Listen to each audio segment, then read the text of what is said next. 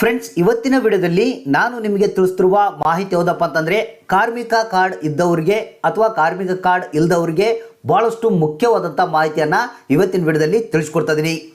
ಹೌದು ಫ್ರೆಂಡ್ಸ್, ನಿಮ್ಮ ಹತ್ರ ಕಾರ್ಮಿಕ ಕಾರ್ಡ್ ಇಲ್ಲಪ್ಪ ಅಂತಂದರೆ ನೀವು ಕಾರ್ಮಿಕ ಕಾರ್ಡ್ ಅಥವಾ ಲೇಬರ್ ಕಾರ್ಡನ್ನು ಮಾಡಿಸೋದಕ್ಕೆ ಯಾವುದೇ ಆನ್ಲೈನ್ನಲ್ಲಿ ಅರ್ಜಿಯನ್ನು ಸಲ್ಲಿಸುವಂಥ ಅವಶ್ಯಕತೆ ಇಲ್ಲ, ಅಥವಾ ಯಾವುದೇ ಒಂದು ಆಫೀಸಿಗೆ ಅಥವಾ ಯಾವುದೇ ಒಂದು ಕಚೇರಿಗೆ ಹೋಗುವಂಥ ಅವಶ್ಯಕತೆ ಇಲ್ಲ.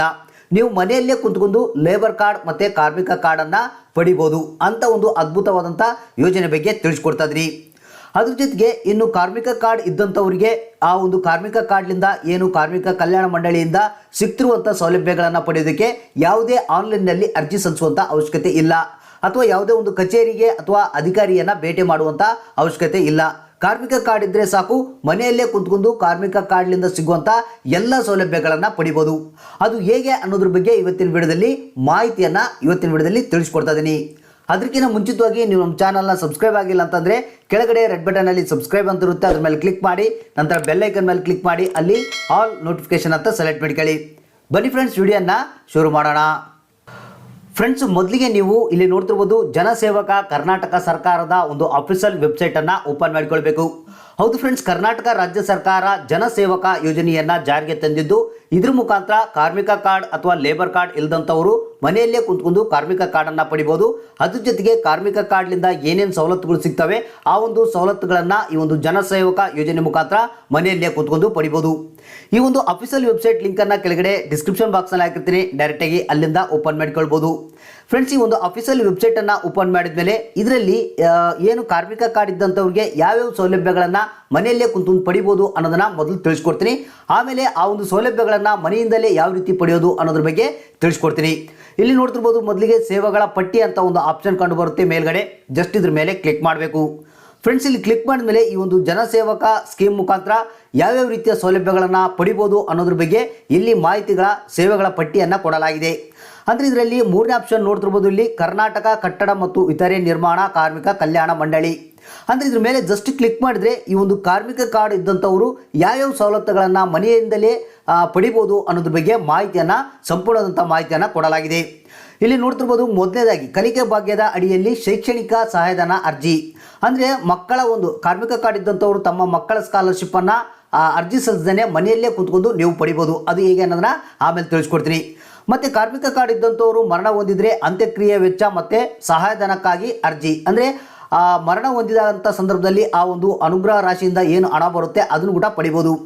ಮತ್ತು ಈ ಒಂದು ಕಾರ್ಡನ್ನು ಕಾರ್ಮಿಕ ಕಾರ್ಡ್ ಅಥವಾ ರಿನ್ಯೂವಲ್ ಲೇಬರ್ ಕಾರ್ಡ್ ಏನಿರುತ್ತೆ ಅದನ್ನು ರಿನ್ಯೂವಲ್ ಕೂಡ ಮನೆಯಲ್ಲೇ ಕುತ್ಕೊಂಡು ಮಾಡ್ಬೋದು. ಅದ್ರ ಜೊತೆಗೆ ಕಾರ್ಮಿಕ ಆರೋಗ್ಯ ಭಾಗ್ಯ ಯೋಜನೆ ಮುಖಾಂತರ ವೈದ್ಯಕೀಯ ಸಹಾಯಧನ ಅಂತ ಹಣವನ್ನು ಕೂಡ ನೀವು ಮನೆಯಲ್ಲೇ ಪಡಿಬೋದು. ಅಂದರೆ ಅದ್ರ ಜೊತೆಗೆ ಮತ್ತು ಮದುವೆ ಸಹಾಯಧನ ಅಂತ ಇದೆ. ಅಂದರೆ ಕಾರ್ಮಿಕ ಕಾರ್ಡ್ ಇದ್ದಂಥವರು ಮಕ್ಕಳ ಮದುವೆಗೆ ಸಹಾಯಧನ ಏನು ಕೊಡ್ತಾರೆ ಅದನ್ನು ಕೂಡ ನೀವು ಮನೆಯಿಂದಲೇ ಕುಂತ್ಕೊಂಡು ಪಡಿಬೋದು. ಅದ್ರ ಜೊತೆಗೆ ಈ ಒಂದು ಕಾರ್ಮಿಕ ಕಾರ್ಡನ್ನು ನೀವು ಕಳ್ಕೊಂಡಿದ್ರೆ ಅಥವಾ ಹಾಳಾಗೋಗಿದ್ರೆ ಅದನ್ನು ಡೂಪ್ಲಿಕೇಟ್ ಕಾರ್ಡನ್ನು ಕೂಡ ಮನೆಯಿಂದಲೇ ನೀವು ಪಡಿಬೋದು. ಅದ್ರ ಜೊತೆಗೆ ಹೆರಿಗೆ ಸಹಾಯಧನ ಅಂತ ಒಂದು ಕೊಡ್ತಾರೆ, ಅದನ್ನು ಕೂಡ ಮನೆಯಿಂದಲೇ ಪಡಿಬೋದು. ಅಂದರೆ ಹೆಣ್ಮಕ್ಳಿಗೆ ಈ ಒಂದು ಕಾರ್ಮಿಕ ಕಾರ್ಡ್ ಇದ್ದಂಥ ಹೆಣ್ಮಕ್ಳಿಗೆ ಹೆರಿಗೆ ಸೌಲಭ್ಯದ ಸಹಾಯಧನ ಅಂತ ಕೊಡ್ತಾರೆ, ಅದನ್ನು ಕೂಡ ಪಡಿಬೋದು. ಮತ್ತು ಪಿಂಚಣಿ ಕೂಡ ನೀವು ಅರ್ಜಿಯನ್ನು ಸಲ್ಲಿಸೋದಕ್ಕೆ ಅದಕ್ಕೆ ಯಾವುದೇ ಒಂದು ಕಚೇರಿಗೆ ಅಧಿಕಾರಿಗಳನ್ನು ಭೇಟಿ ಮಾಡುವಂಥ ಅವಶ್ಯಕತೆ ಇಲ್ಲ, ಅದನ್ನು ಕೂಡ ಮನೆಯಿಂದಲೇ ಪಡಿಬೋದು. ಅದ್ರ ಜೊತೆಗೆ ಕೊನೆಯದಾಗಿ ಇಲ್ಲಿ ನೋಡ್ತಿರ್ಬೋದು, ಹೊಸದಾಗಿ ಕಾರ್ಮಿಕ ಕಾರ್ಡ್ ಇಲ್ಲದಂಥವರು ಹೊಸದಾಗಿ ಅರ್ಜಿಯನ್ನು ಸಲ್ಲಿಸಬೇಕಾದ್ರೆ ಯಾವುದೇ ಒಂದು ಆನ್ಲೈನ್ನಲ್ಲಿ ನೀವು ಅರ್ಜಿ ಸಲ್ಲಿಸುವಂಥ ಅವಶ್ಯಕತೆ ಇಲ್ಲ, ಮತ್ತು ಅಧಿಕಾರಿಗಳನ್ನು ಅಥವಾ ಆಫೀಸ್ಗೆ ಭೇಟಿ ಕೊಡುವಂತೆ ಇಲ್ಲ, ಅದನ್ನು ಕೂಡ ಮನೆಯಿಂದಲೇ ನೀವು ಮಾಡ್ಬೋದು. ಹೌದು ಫ್ರೆಂಡ್ಸ್, ಈ ಒಂದು ಜನಸೇವಕ ಒಂದು ಯೋಜನೆ ಮುಖಾಂತರ ಈ ಒಂದು ಕಾರ್ಮಿಕ ಕಾರ್ಡ್ಲಿಂದ ಸಿಗುವಂಥ ಎಲ್ಲ ಸೌಲಭ್ಯಗಳನ್ನು ಮನೆಯಿಂದಲೇ ಪಡಿಬೋದು. ಅದ್ರ ಜೊತೆಗೆ ಹೊಸ ಕಾರ್ಮಿಕ ಕಾರ್ಡ್ಗೆ ಅಪ್ಲೈ ಮಾಡಬೇಕಂದ್ರೂ ಕೂಡ ನೀವು ಮನೆಯಿಂದಲೇ ಮಾಡ್ಬೋದು. ಇದನ್ನು ಹೇಗೆ ಅನ್ನೋದನ್ನು ನಾನು ಈಗ ತಿಳಿಸ್ಕೊಡ್ತೀನಿ ನಿಮಗೆ.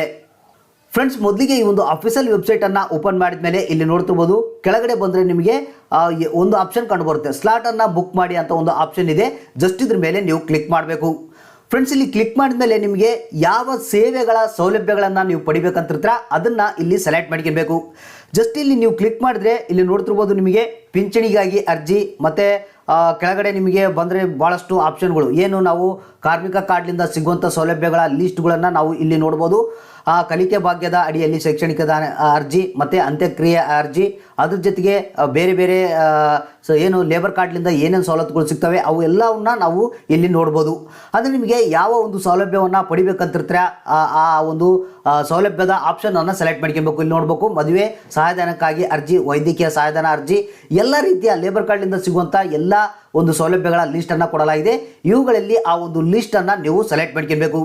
ಸೆಲೆಕ್ಟ್ ಮಾಡ್ಕಿದ ನಂತರ ನಿಮಗೆ ಇಲ್ಲಿ ನೋಡ್ತಿರ್ಬೋದು ಅದಕ್ಕೆ ಏನೇನು ದಾಖಲಾತಿಗಳು ಬೇಕು ಅನ್ನೋದು ಕೂಡ ಇಲ್ಲಿ ತಿಳಿಸ್ಕೊಡಲಾಗುತ್ತೆ. ಯಾವುದಾದ್ರೂ ಒಂದು ಸೌಲಭ್ಯವನ್ನು ಪಡಿಬೇಕಂದ್ರೆ ಇಲ್ಲಿ ಸೇವೆಗಳ ಲಿಸ್ಟ್ನಲ್ಲಿ ನೀವು ಸೆಲೆಕ್ಟ್ ಮಾಡ್ಕೊಳ್ಳಿ. ಅದರ ನಂತರ ಕೆಳಗಡೆ ಇಲ್ಲಿ ಯಾವ್ಯಾವ ಡಾಕ್ಯುಮೆಂಟ್ಗಳು ಬೇಕು ಅನ್ನೋದು ಒಂದು ಲಿಸ್ಟ್ ಬರುತ್ತೆ.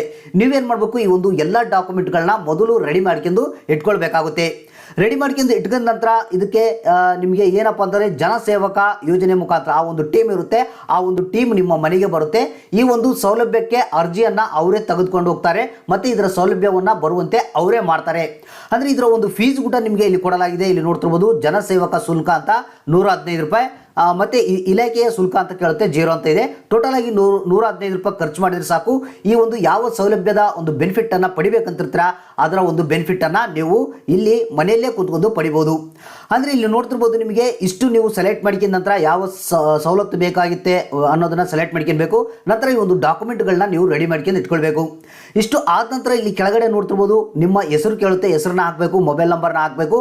ಹಾಕಿ ಇಲ್ಲಿ OTP ಪಡೆಯಿರಿ ಅಂತ ಇದೆಯಲ್ಲ, ಜಸ್ಟ್ ಇದ್ರ ಮೇಲೆ ಕ್ಲಿಕ್ ಮಾಡಿದ್ರೆ ಸಾಕು ನಿಮ್ಮ ಮೊಬೈಲ್ ನಂಬರ್ಗೆ OTP ಬರುತ್ತೆ ಮತ್ತು ಸ್ಲಾಟ್ ಏನಿದೆ ಬುಕ್ ಆಗುತ್ತೆ.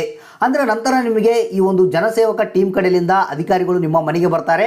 ಅಂದರೆ ನೀವು ಯಾವ ಸೌಲಭ್ಯವನ್ನು ಪಡಿಬೇಕಂತಿರ್ತೀರ ಆ ಒಂದು ಅರ್ಜಿಯನ್ನು ಅವರೇ ಮನೆಗೆ ಬಂದು ಅರ್ಜಿಯನ್ನು ತೆಗೆದುಕೊಂಡು ಹೋಗಿ ಈ ಒಂದು ಸವಲತ್ತನ್ನು ಸಿಗುವಂತೆ ನಿಮಗೆ ಮಾಡ್ತಾರೆ.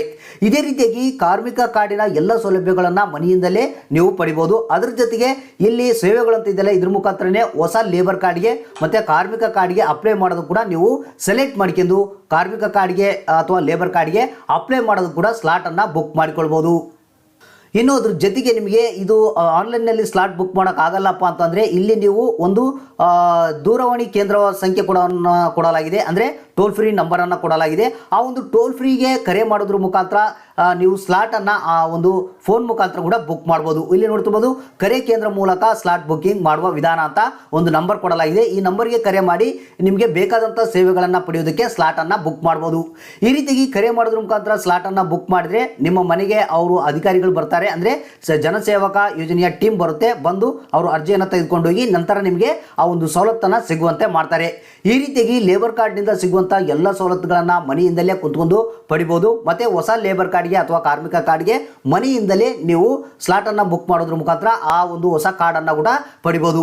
ನಂತರ ನೀವು ಅರ್ಜಿಯನ್ನು ಸಲ್ಲಿಸಿದ ಮೇಲೆ ಅದರ ಒಂದು ಸ್ಟೇಟಸನ್ನು ತಿಳ್ಕೊಳ್ಬೋದು. ಅಂದರೆ ಅದೇ ಆ ಒಂದು ಜನಸೇವಕ ಟೀಮ್ ಕಡೆಯಿಂದ ನಿಮಗೆ ಒಂದು ಪ್ರಿಂಟ್ಔಟ್ನ ಕೊಟ್ಟಿರ್ತಾರೆ. ಅದರಲ್ಲಿ ಅಕ್ನಾಲಜ್ಮೆಂಟ್ ನಂಬರ್ ಇರುತ್ತೆ. ಇಲ್ಲಿ ನೋಡ್ತಿರ್ಬೋದು ನಿಮ್ಮ ಅರ್ಜಿ ಸ್ಥಿತಿಯನ್ನು ತಿಳಿಯಿರಿ ಅಂತ ಇದೆ. ಜಸ್ಟ್ ಇದ್ರ ಮೇಲೆ ನೀವು ಕ್ಲಿಕ್ ಮಾಡಬೇಕು. ಕ್ಲಿಕ್ ಮಾಡಿ ಇಲ್ಲಿ ಅಪ್ಲಿಕೇಶನ್ ನಂಬರ್ನ ಹಾಕಿ ನಿಮ್ಮ ಅರ್ಜಿ ಸ್ಥಿತಿಯನ್ನು ತಿಳಿಯಿರಿ ಅಂತ ಒತ್ತಿದ್ರೆ ಇದರ ಒಂದು ಸ್ಟೇಟಸನ್ನು ಕೂಡ ನೀವು ಆರಾಮಾಗಿ ಚೆಕ್ ಮಾಡ್ಬೋದು. ಈ ರೀತಿಯಾಗಿ ಒಂದು ಕರ್ನಾಟಕ ರಾಜ್ಯ ಸರ್ಕಾರ ಜಾರಿಗೆ ತಂದಿರುವಂಥ ಜನಸೇವಕ ಯೋಜನೆ ಮುಖಾಂತರ ಕಾರ್ಮಿಕ ಕಾರ್ಡ್ ಇಲ್ದಂಥವರು ಕಾರ್ಮಿಕ ಕಾರ್ಡನ್ನು ಮಾಡಿಸ್ಬೋದು. ಮತ್ತು ಕಾರ್ಮಿಕ ಕಾರ್ಡ್ಲಿಂದ ಸಿಗುವಂಥ ಎಲ್ಲ ಬೆನಿಫಿಟ್ಗಳನ್ನು ನೀವು ಮನೆಯಿಂದಲೇ ಕುಂತ್ಕೊಂಡು ಪಡಿಬೋದು. ಫ್ರೆಂಡ್ಸ್, ಈ ವಿಡಿಯೋ ಈ ಮಾಹಿತಿ ಇಷ್ಟ ಆಗಿದ್ರೆ ಒಂದು ಲೈಕ್ ಮಾಡಿ, ತಪ್ಪದೆ ನಿಮ್ಮ ಸ್ನೇಹಿತರಿಗೆ ಬಂಧು ಮಿತ್ರರಿಗೆ ಕೂಡಲೇ ಈ ವಿಡಿಯೋನ ಶೇರ್ ಮಾಡಿ.